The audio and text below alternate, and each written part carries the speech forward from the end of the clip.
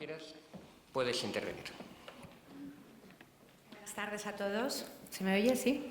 Es un placer estar aquí para hablar de educación con ustedes, un tema apasionante. Pero además, como profesora que soy, es un lujo tener a los más listos de la clase juntos en la misma sala esta tarde. La educación es el mayor reto que tiene toda sociedad hoy en día. Estamos viviendo un momento de cambio acelerado, donde no acabamos de implantar un modelo educativo que ya tenemos que pensar en el siguiente. Nos movemos, a su vez, en un contexto con una cierta incertidumbre, tanto a nivel normativo, por los cambios en leyes y en regulaciones, como a nivel social, lo que hace que estemos en continua adaptación. No solo eso, sino que desde las instituciones educativas debemos anticiparnos a ese cambio si queremos dar la mejor formación a nuestros alumnos. Y además de dar la mejor formación, debemos ser capaces de vislumbrar el valor que ellos mismos van a aportar a la sociedad. ¿Estarán ustedes de acuerdo conmigo en que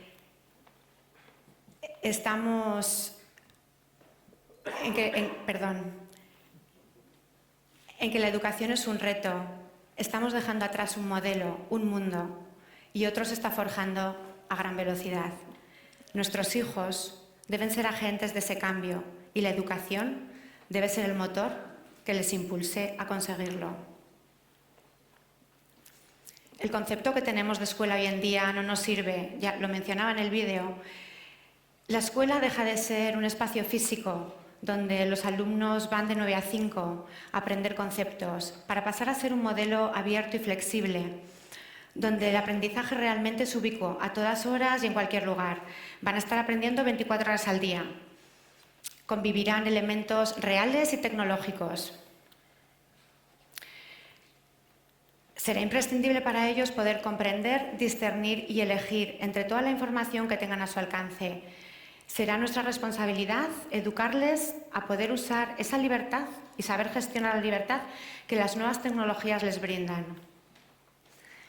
Estoy convencida de que iremos hacia un currículo más abierto, donde se puedan mezclar las disciplinas y podamos ofrecer un aprendizaje basado en problemas reales y complejos, basado en el aprendizaje por proyectos, de forma, algo muy importante, que seamos capaces de contribuir a formar mentes abiertas y flexibles, capaces de adaptarse a ese cambio.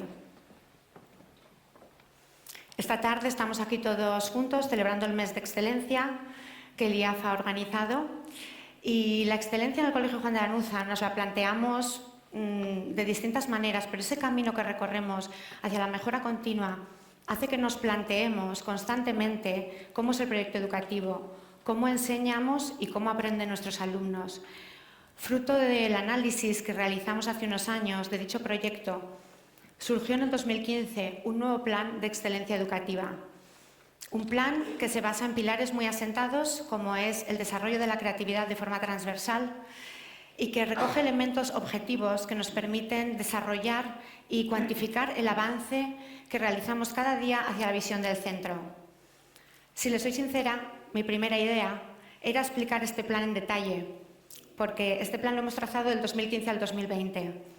Pero hace poco, entre las notas de mis alumnos, corrigiendo exámenes, encontré las reflexiones de uno de nuestros alumnos de 10 años, aventurero y con un talante investigador, Juan, que creo que explica muy bien qué es la excelencia para nosotros y hacia dónde vamos en el mundo educativo.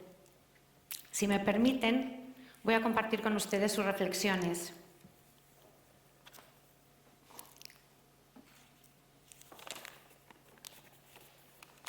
Juan cuenta esto.